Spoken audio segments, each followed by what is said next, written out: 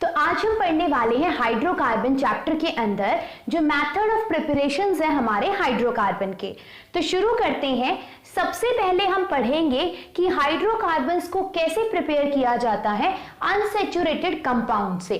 सो unsaturated compounds की अगर हम बात करें तो जैसे कौन कौन से अनसैचुरेटेड कंपाउंड्स होंगे, मतलब आपके तीन टाइप के हाइड्रोकार्बन्स होते हैं, एल्केन, एल्काइंस एंड एल्कीन्स। मतलब एल्केन जिसके अंदर सिंगल बॉन्ड होगा, एल्कीन मतलब जिसमें डबल बॉन्ड होगा, एंड एल्काइंस ट्रिपल बॉन्ड जिसके अंदर प्रेजेंट होगा। सो यहां पर अगर कोई कंपाउंड अनसैचुरेटेड है, इसका मतलब उसके अंदर डबल बॉन्ड या फिर ट्रिपल बॉन्ड प्रेजेंट होगा, क्योंकि सिंगल बॉन्ड वाले कंपाउंड को सैचुरेटेड कहा जाता है।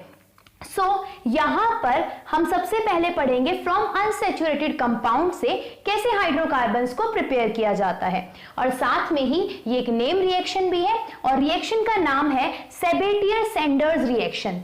सेबेटियर-सेंडर्स रिएक्शन। ओके, सो सेबेटियर-सेंडर्स रिडक्शन भी बोला जाता है, रिएक्शन भी बोला जाता है। इसके अंदर कुछ नहीं है, सिंपल हाइड्रोजन को ऐड किया जाता है। जैसे यहां पर मैंने लिखा है, मैंने एक इथीन लिया, मतलब एल्कीन है, CH2 डबल बॉन्ड CH2, इसके अंदर मैंने हाइड्रोजन को ऐड किया है किसकी प्रेजेंस में, तो सेबेटियर एंड सेंडर रिएक्शन होती है निकल नाम के कैटलिस्ट की प्रेजेंस में। सो हमने निकल लिया, टेम्परेचर है आपका 523 to 573 केल्विन, तो आपकी एल्कीन किसके अंदर बदल जाएगी, एल्केन के अंदर, यानी इथीन से क्या बन जाएगा, इथेन बन जाएगा। अगर मेरे पास में कोई ट्रिपल बॉन्ड वाला कंपाउंड हो, यानी जैसे CH ट्रिपल बॉन्ड CH है, यानी क्या है आपका इथाइन है, मतलब एल्काइन है एक, इसके अंदर जब आप हाइड्रोजन को ऐड करोगे निकल की प्रेजेंस में, एंड टेम्परेचर अगेन क्या है 523 to 573 केल्विन, तो किसकी फॉर्मेशन हो जाएगी, एल्केन की, मतलब CH3 एंड CH3। ओके, अब देखो मैंने सारे के सारे जो एग्जाम्पल्स हैं उनके अंदर एक ही आपका हैलोजन लेने की कोशिश करी है, क्लोरीन, और सबके अंदर कार्बन का नंबर भी सेम रखा है ताकि हम इजीली डिफरेंशिएट कर सकें कि कौन सा आपका रिएक्टेंट आएगा तो क्या प्रोडक्ट की फॉर्मेशन होगी। सबसे पहले हमने पढ़ लिया, अगर निकल है 523 to 573 केल्विन पर, तो रिएक्शन का नाम होगा सेबेटियर एंड सेंडर्स रिडक्शन, और उसके अंदर क्या होगी आपकी एल्कीन या फिर एल्काइन से एल्केन की फॉर्मेशन होगी। नेक्स्ट है आपका फ्रॉम एल्काइल हैलाइड। अब एल्काइल हैलाइड का मतलब क्या होता है, किसी भी एल्केन में से अगर हाइड्रोजन को रिमूव कर दिया जाए, एक हाइड्रोजन को, तो वो बन जाता है एल्काइल। जैसे मीथेन है CH4, उसमें से एक हाइड्रोजन को अगर मैं निकाल दूं तो वो क्या बन जाएगा CH3, मतलब वो क्या बन गया, एक एल्काइल ग्रुप बन गया। जैसे CH3 क्या होता है, इथेन होता है, उसमें से मैं एक हाइड्रोजन को निकाल दूं तो वो बन जाएगा इथाइल, मतलब कि एक एल्काइल ग्रुप वो बना देगा। उसके बाद हम बात करते हैं एल्काइल हैलाइड। हैलाइड का मतलब हैलोजन, यानी आपका फ्लोरीन, क्लोरीन, ब्रोमीन और आयोडीन, जब उस एल्काइल ग्रुप के साथ में ये हैलोजन जुड़ जाएं तो वो क्या कहलाता है, एल्काइल हैलाइड कहलाता है। अगेन नेम रिएक्शन है, रिएक्शन का नाम है वुड्स रिएक्शन। सो वुड्स रिएक्शन काफी बार क्वेश्चन आता है आपका, किसकी प्रेजेंस में होगी, सबसे पहली बात सोडियम एंड ड्राई ईथर, यहाँ पे मैंने सोडियम लिखा हुआ है, यहाँ पे ड्राई ईथर, तो वुड्स रिएक्शन हमेशा सोडियम और ड्राई ईथर की प्रेजेंस में होती है।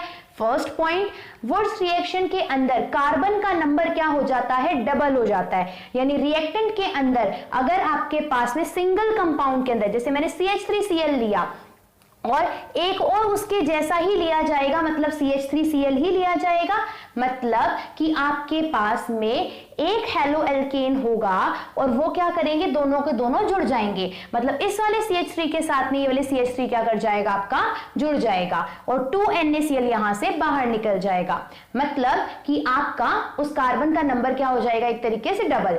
डबल का मतलब क्यों, अब आप बोलोगे यहाँ पे तो 2 लिखा हुआ है, तो इस रिएक्शन को आप ऐसे याद कर सकते हो, यहाँ पर अगर कंफ्यूजन होती है तो पेपर के अंदर वो आपको लिख कर देगा कि CH3Cl था, आपने सोडियम और ड्राई ईथर डाल दिया, तो किस कंपाउंड की फॉर्मेशन होगी, जो ये आपका एल्काइल ग्रुप था, इसका नंबर क्या हो जाएगा, डबल, मतलब CH3 वो तो बैलेंसिंग के लिए मैंने 2 लिखे हुए थे। ओके, तो ये होगी हमारी Wurtz reaction. Important point, Wurtz reaction हमेशा और हमेशा सिमेट्रिक हेलो एल्केन के अंदर ही हो सकती है। सिमेट्रिक मतलब 2 कार्बन वाली हो गई आपकी, 4 वाली, 6 वाली या 8 वाला जब आपका क्या होगा, हेलो एल्केन होगा। 3 हो गया, 5 हो गया, 7 हो गया, 1 हो गया, इनके अंदर आपके पास में क्या होगा, एक वाले में तो खैर हो जाएगी, कौन कौन सा, 3, 5, 7, मतलब जब ओड नंबर ऑफ कार्बन हो 1 को छोड़कर, तो उस केस के अंदर आपकी वुड्स रिएक्शन कभी नहीं होती। मतलब हो जाती है पर वहां पर क्या होता है, बहुत सारा मिक्सचर प्रोड्यूस होता है प्रोडक्ट का, मतलब 1 कार्बन वाला बनेगा, 2 वाला भी, मिक्सचर बनने की वजह से वो हमारे किसी काम का नहीं रहता। सो वुड्स रिएक्शन के अंदर सोडियम और ड्राई ईथर की प्रेजेंस में होगा, कार्बन का नंबर डबल हो जाएगा और सिमेट्रिक एल्केन के अंदर ही प्रेफर किया जाता है, मतलब हेलो एल्केन के अंदर, क्योंकि अनसिमेट्रिक एल्केन के अंदर क्या होता है, मिक्सचर ऑफ प्रोडक्ट बनते हैं, तो हम वुड्स रिएक्शन को यूज नहीं करते हैं। नेक्स्ट आ जाते हैं फ्रॉम ग्रिग्नार्ड रिएजेंट। तो ग्रिग्नार्ड नाम के एक साइंटिस्ट थे, उन्होंने अपने नाम पर ही रिएजेंट का नाम दे दिया, that is Grignard reagent. So Grignard reagent होता क्या है, मैग्नीशियम और ड्राई ईथर, जब मैग्नीशियम हो और ड्राई ईथर साथ में प्रेजेंट हो तो उसको कहा जाता है ग्रिग्नार्ड रिएजेंट। सो ग्रिग्नार्ड रिएजेंट क्या करेगा, ध्यान से देखेंगे, जैसे आपके पास में CH3 CH2 Cl है, अगेन मैंने 2 कार्बन का लिया, जब ये मैग्नीशियम के साथ में आकर जुड़ेगा तो मैग्नीशियम इस CH3 CH2 और Cl के बीच में आ जाएगा, मतलब बन जाएगा CH3 CH2 Mg और Cl बना देगा। उसके बाद में क्या होगा, सेकेंड स्टेप के अंदर हम वाटर की एडिशन कराएंगे, तो वाटर आपका टूट जाएगा H positive and OH negative के अंदर, तो इसमें से जो H है आपका वो तो किसके साथ में चला जाएगा, इस CH3 CH2 के साथ में, मान लिया कि जो एल्काइल ग्रुप है उसके साथ में जुड़ जाएगा, CH3 CH2 एक और H जुड़ जाएगा, मतलब CH3 and CH3 बन जाएगा। जो आपके पास में MgCl है, ये बचा हुआ OH जो है ये Mg के साथ में आकर जुड़ जाएगा, तो Cl ऊपर और OH नीचे, तो क्या हो जाएगा, आपके प्रोडक्ट की फॉर्मेशन हो जाएगी। इसको कहा जाता है ग्रिग्नार्ड रिएजेंट की रिएक्शन। ओके, नेक्स्ट अब है हमारे पास में नॉर्मल रिडक्शन। रिडक्शन भी कई तरीके से हमें पढ़नी है।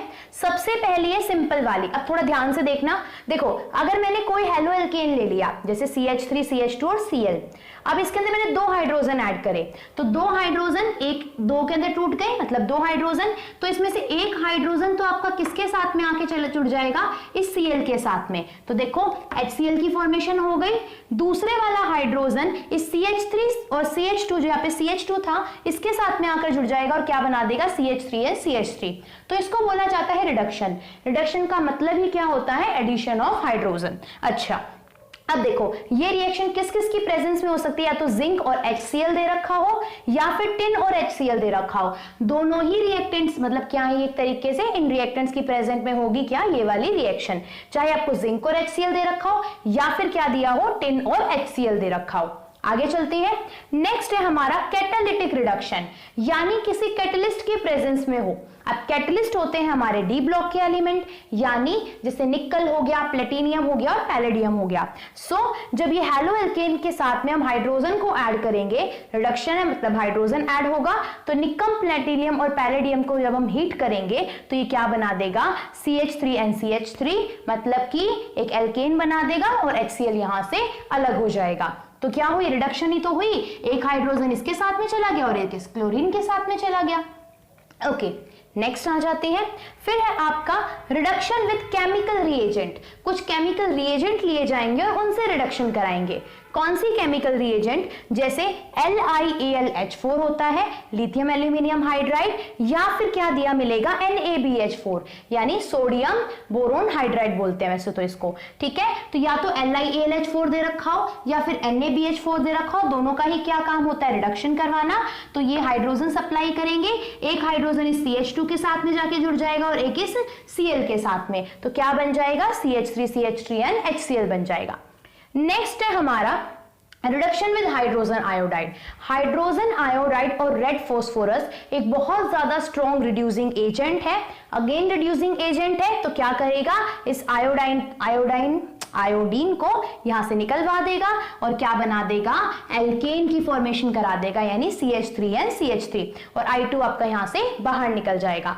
अब ध्यान से देखना, जो ये रेड फास्फोरस वाली जो रिएक्शन है ये सिर्फ और सिर्फ किसके अंदर होती है, आयोडीन के अंदर, और किसी के अंदर ये वाली रिएक्शन हम प्रेफर नहीं करते हैं। ओके, ठीक है।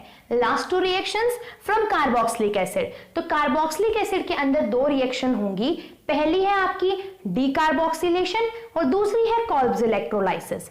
सो डीकार्बोक्सिलेशन, डी कार्बोक्सी, कार्बोक्सी का मतलब COH ग्रुप, तो हमें यहाँ पे क्या करना है, कार्बन को हटवाना है यहां से।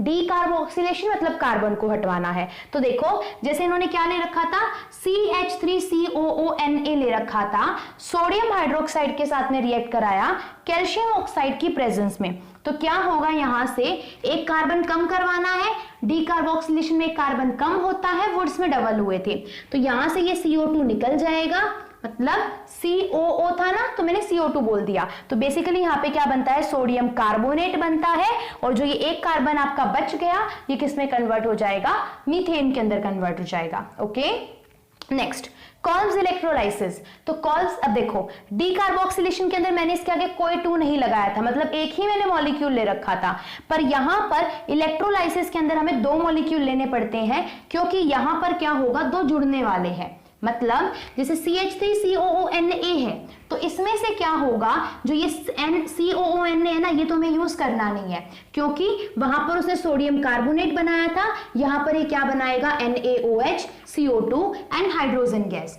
इलेक्ट्रोलाइसिस हो रही है तो एक एनोड होगा और एक कैथोड होगा, तो कैथोड पर हाइड्रोजन गैस बनती है और एनोड के ऊपर हाइड्रोकार्बन बनता है।